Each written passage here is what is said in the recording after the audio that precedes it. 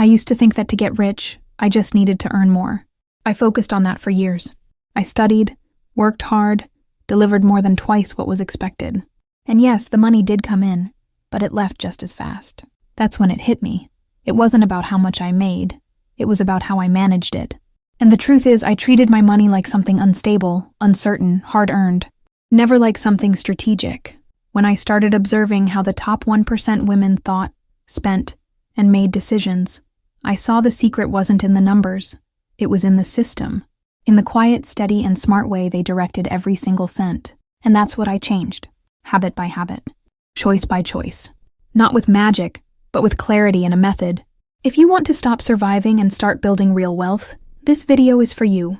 Hit like, subscribe to the channel, because what I'm about to show you could change how you deal with money and with yourself. 1. I separated identity from spending, and it saved my wealth. In the beginning, everything I earned, I spent.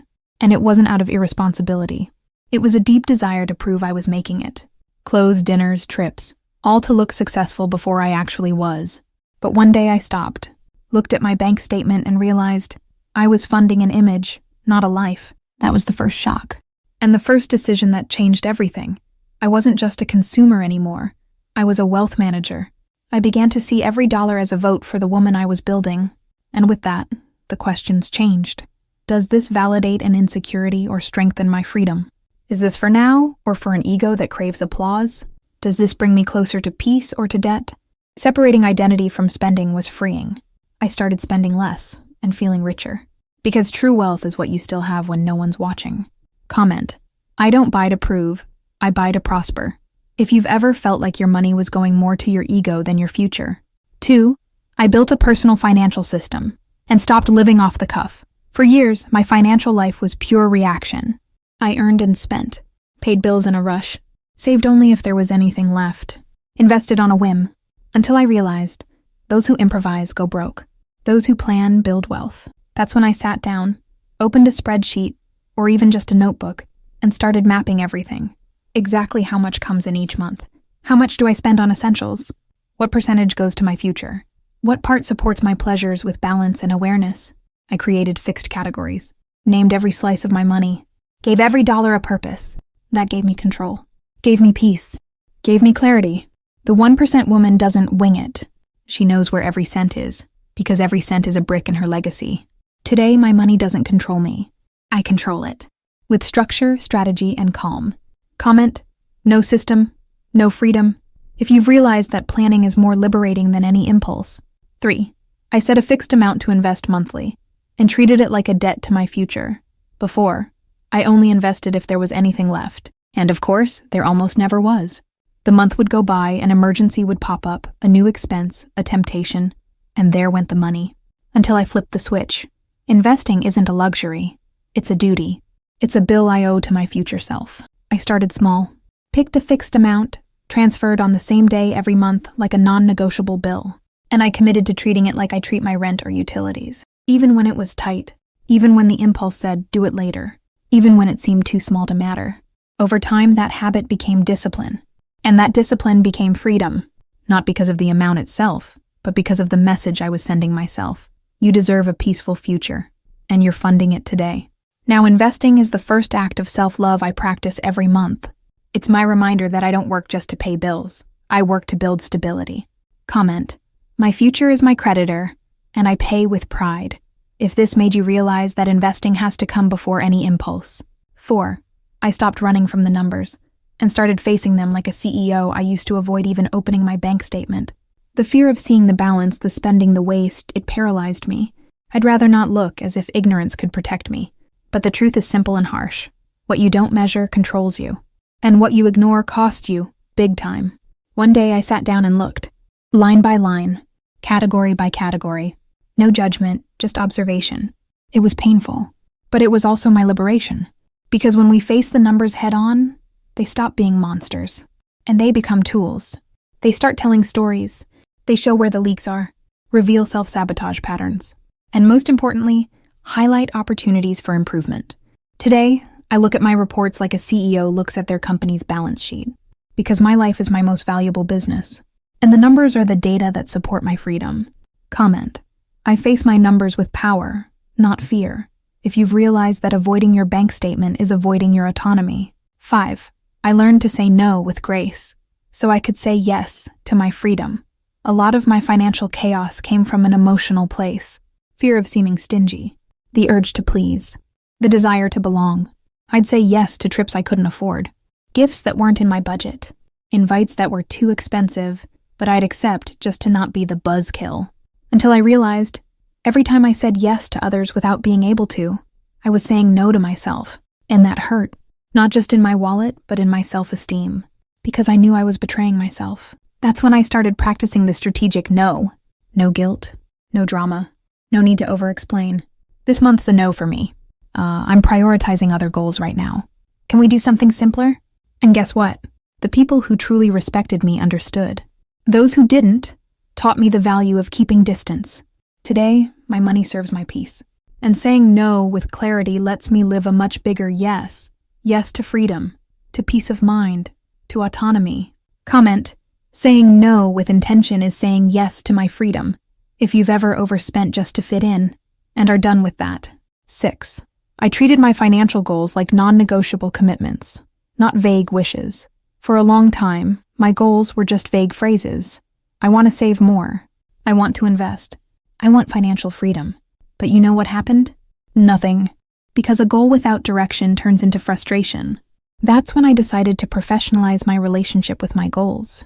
I grabbed a pen and wrote everything down. Goals with exact numbers, set deadlines, and clear action plans. How much did I want to accumulate in 12 months? What did I need to cut or boost to get there? How often would I review the plan? I turned dreams into systems. And that system became real motivation. Because every month I saw progress. Even if it was small, it was tangible. And that fueled my discipline. Today, I don't push my goals to after the holidays, or reinvent the wheel every month. I follow a route, and only tweak what's needed. No more starting from scratch. Comment: my goal is solid, and my plan is non-negotiable. If you've realized it's time to stop treating goals like New Year's resolutions. 7. I chose a lifestyle below my income, and that's when my wealth truly began. Before, my lifestyle always climbed with my income. Made more, spent more, got a bonus, time to upgrade the phone, the car, the wardrobe, but I was never ahead. Deep down, I was still stuck in the same reality, living paycheck to paycheck, just with fancier stuff. That realization hit hard. And even harder was accepting I needed to do things differently. So even as I earned more, I kept, for a while, a simpler lifestyle. I started spending less than I could, saving more than seemed necessary, saying not yet to instant luxuries, because I wanted to live with lasting luxury. And slowly my freedom started to grow. I had an emergency fund. I had capital to invest. I had room to say no to draining work. Today, my life is comfortable, but not because I spend a lot. It's because I know I can maintain this comfort, with or without a crisis. Comment: living below my means put me above average, if you felt like you might be spending to impress, not to progress. I built an ownership mindset and dropped the victim role. For a long time, I blamed everything. The government, the economy, my family, my ex, the past, the lack of opportunity. And while many of those things did have an impact, none of it changed the fact that my life was my responsibility. That awareness was tough, but it was also freeing, because when you realize you're the owner, not the victim, you stop waiting for rescue, luck, or a miracle, and start acting with intention.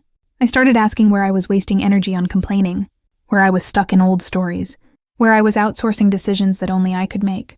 I began acting like a manager, not just of my money, but of my narrative, of how I saw myself, of how I showed up in the world. And that changed everything. Today, if something isn't working, I face it. If I mess up, I course correct. If I fall, I get up, without blaming the floor. Comment: I own what I build, and what I fail to build too, if you've felt it's time to stop self-sabotaging and start stepping up. 9. I stopped chasing shortcuts, and built processes that sustain my freedom. Before, every time I saw a promise of quick money, I was hooked. It felt like there was some secret I just hadn't learned yet. Like all I needed was one course, one mentor, one hack, and everything would fall into place. But guess what? Every time I took a shortcut, I ended up right back at the start, with less money and more frustration. That's when I realized the 1% women don't chase magic. They build method. They don't want miracles. They want structure. So I started focusing on what no one likes to do. Really learning the basics, repeating what works even when it's boring, having the patience for consistent growth. And you know what happened? My foundation got solid. My income grew without panic. And my financial peace stopped riding the waves of trends, people, or markets. Today, I don't fall for bait, because I know my plan, and it takes me exactly where I want to go. Comment: my results are the children of my process.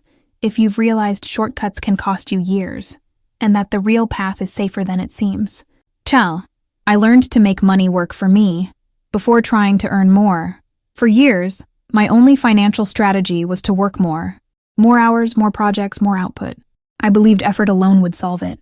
And yes, it helped, but it also burned me out.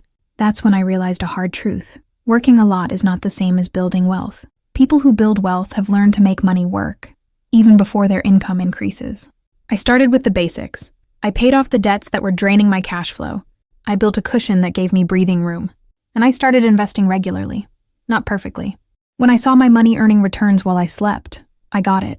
Wealth isn't built with endless hustle. It's built with steady strategy. That gave me time. It gave me space. And most importantly, it gave me options. Today, I still work, but I work with strategy, not out of panic. Because every dollar that comes in already has a job. And what's left moves me closer to a lighter future. Comment: I want freedom, not just income.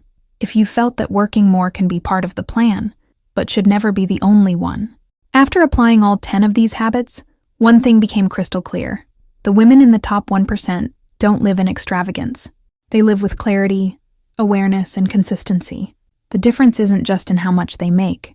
It's in what they do with what they make, in how they protect, direct, and multiply every dollar. While most people wait to start managing their money when they earn more, these women start with what they've got and build something no one can take from them. If you truly want to manage your money like a wealthy woman, you first have to think, act, and decide like one, even before your balance reflects it. Because the transformation starts on the inside, and the money simply follows. Reread this script if you need to.